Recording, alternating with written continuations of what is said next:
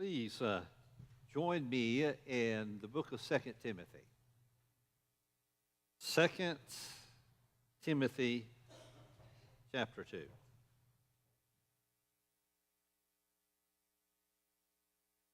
What will your story be? Every life tells a story. George Washington was the father of our country. Lincoln was the great liberator. Hitler was a monster. Churchill was courageous. Mother Teresa was compassionate. What will your story be? By the way, you're telling your story right now.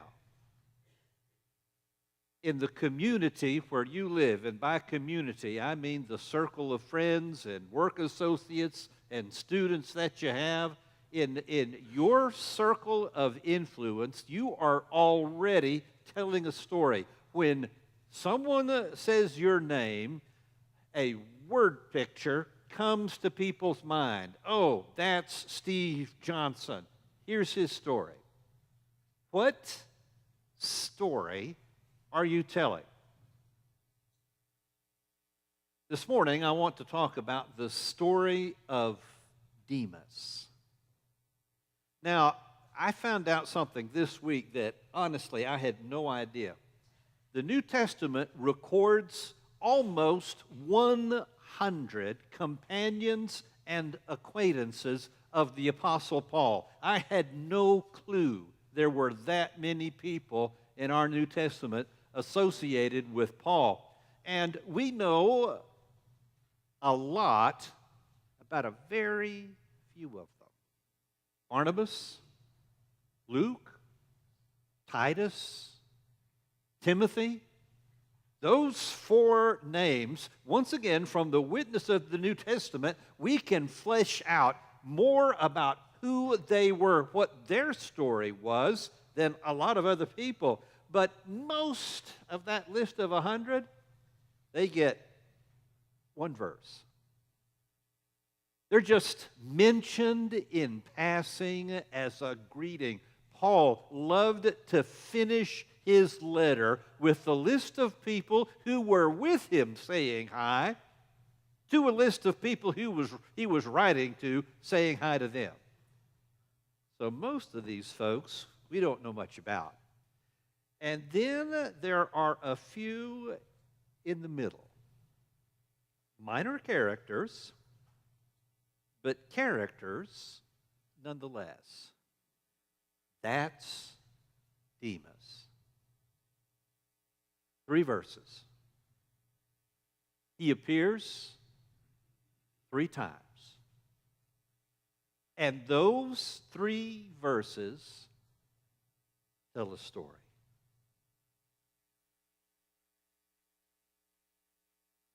Two of those verses are just simple greetings. For instance, in Colossians chapter 4, Luke, the beloved physician, sends you his greetings, and also, Demas says hi. Philemon 24, greetings from Mark, Aristarchus, Demas, Luke, my fellow workers. A little bit more positive. He's a fellow worker. One of several in this list. He just says hi. But it's the third reference where the story gets complicated. And that's our home text. That's 2 Timothy chapter 4, verse 6. And what I'd like for us to do is read the first half of this story. I think for most of us, it will be very familiar. 2 Timothy chapter 4, verse 6, Paul says, "For I am already being poured out like a drink offering, and the time has come for my departure. I have fought the good fight. I have finished the race. I have kept the faith. Now there is in store for me the crown of righteousness, which the Lord, the righteous judge, will award to me on that day. And not only to me, but also to all who have longed for his appearing. Paul says, I am already poured out. Paul is writing from jail, probably in Rome. From the context of this book, he has already had one difficult trial before judges. And he says, no one stood with me, but I did prevail. Now, back in jail, he says to himself and to Timothy, I don't think this will turn out well. I don't think I'm going to walk out of here. The time has come for my departure. I fought well. I finished the race. I kept the faith. I kept it. And my reward is at hand for me and for all those who long for his appearing. Paul was at peace in terms of eternity. He had worked really hard. He trusts that God was going to take care of heaven, and he's satisfied. Have you ever heard anyone speak like this? I have. I've talked to folks whose diagnosis is like Paul's. I don't think I'm going to get out of here. But I'm at peace. I'm ready. I know where I'm going. I'm content. God grants to some people at those critical junctures of their life a sense of understanding what has gone before and what is coming ahead, and they are at peace. But our passage doesn't end there. The tone changes. Paul is upset. Look at verse 9 and following. To Timothy he writes, do your best to come to me quickly, for Demas, because he loved this world, has deserted me and gone to Thessalonica. Crescens has gone to Galatia, and Titus to Dalmatia. Only Luke is with me. Get Mark and bring him with you, because he's helpful to me in my ministry. I sent Tychicus to Ephesus. When you come, bring the cloak that I left with Carpus at Troas, and my scrolls, especially the parchments. Paul's plea to Timothy, who was, by the way, in Ephesus, hundreds of miles from Rome. Come to me quickly. For Demas, because he loved this world, has deserted me and gone to Thessalonica. Did you get that little connector there? Come to me quickly, for there's a reason. Paul's not worried about his future. In those verses above, he has communicated his confidence in where he's going. But right now, in the crux of the moment, he says something has happened, something that has rocked my world. Paul loved Jesus enough to be poured out, to run all the way to the finish line, to keep the faith. But something happened that he didn't expect. Demas deserted him.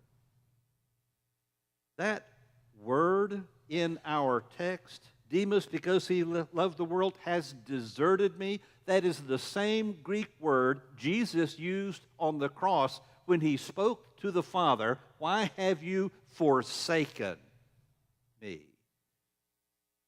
It's a big word.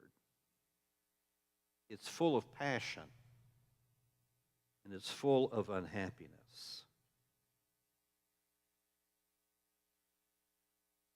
Demas, having loved this world, has deserted me. The Apostle John in 1 John said, do not love the world or anything in the world. If anyone loves the world, the love of the Father is not in him. For everything in the world, the cravings of sinful man, the lust of his eyes, and the boasting of what he does comes not from the Father, but from the world. But we don't need to make this rocket science. What is love for the world? Everything that gets in the way of our love for Jesus. That's love for the world. And this is a tension that we all live in. We fight it. We fight to stay spiritual and focused. But truth is, some are like Demas. They drop out. They leave. They desert the fellowship of the church. And it's not just that they leave this church and go to another. They just drop out. They desert Christ.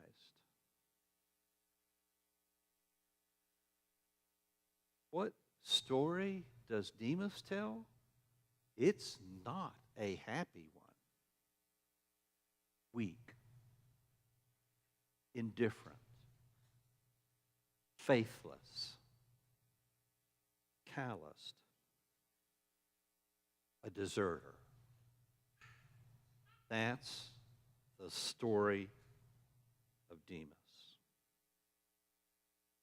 So this tension that we face, if I could paraphrase Jesus from John chapter 17, we live in the world, but not of the world. And this tension can be hard. There's tragedy and hardship. There's disappointment and unanswered prayers. There's all the temptations of life, sensuality and substance abuse, simple consumerism. Don't desert God. Don't desert us. You matter to us. Your presence, your being plugged in, your being a part of this community. As Pastor Wayne Calder preached for us recently, the body of Christ means something, and when you're not here, you're missed.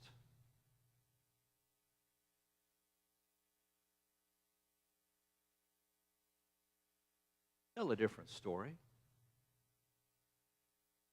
In this same text, as Paul talks to Timothy, he says, get Mark and bring him with you because he is helpful to me in my ministry. Now, do you remember the story of Mark, John Mark? Do you remember how Paul and Barnabas asked this youngster, cousin of Barnabas, to come with them on their first missionary journey? But when they got to Perga, across the Mediterranean Sea, for reasons unknown, John Mark left. He just went back home to Jerusalem. Nothing is said about why he left, just that he left. And that got under Paul's skin. So when Paul left on his second missionary journey, and Barnabas was planning to go with him, and Barnabas wanted to give John Mark a second chance, Paul says, no, sir. I will not travel with that man who deserted us. And it was such a contentious thing that Barnabas and John Mark left for home. Paul chose a different set of companions. He went on without them. But now, at the end of Paul's life, who does he ask for? Who does he say, this person would be helpful for me right now. Get John Mark. Paul not only values Mark's help now, he expects Mark to come. So imagine the conversation. Timothy goes to John Mark and says, John Mark, listen, I'm going to go visit Paul. He's in jail. Would you like to come? John Mark says, I'll get my coat. Paul knows the character of this man, that he'll drop everything just because Paul said, I need you. Isn't that a different story?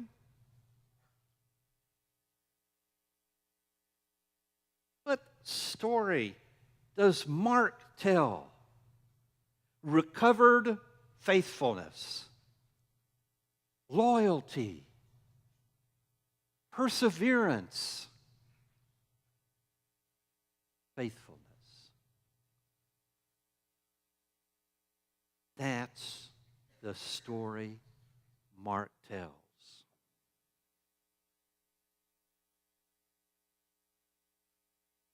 What will your story be? Every Christian's faith is tried.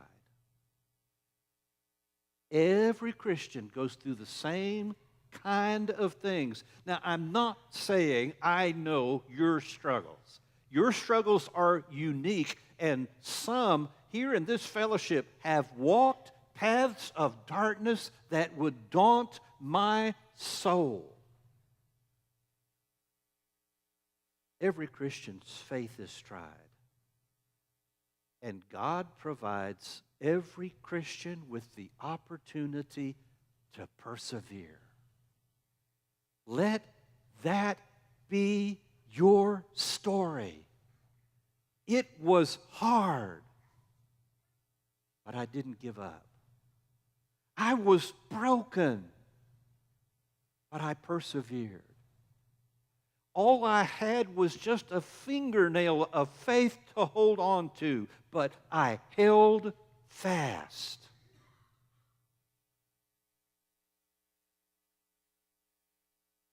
Maybe you're like Mark the first time. Maybe you've already left, or you're thinking about it. Decided that church, Christ, really doesn't mean so much. Don't let that be your story. Come back. Come back. We need you. He needs you.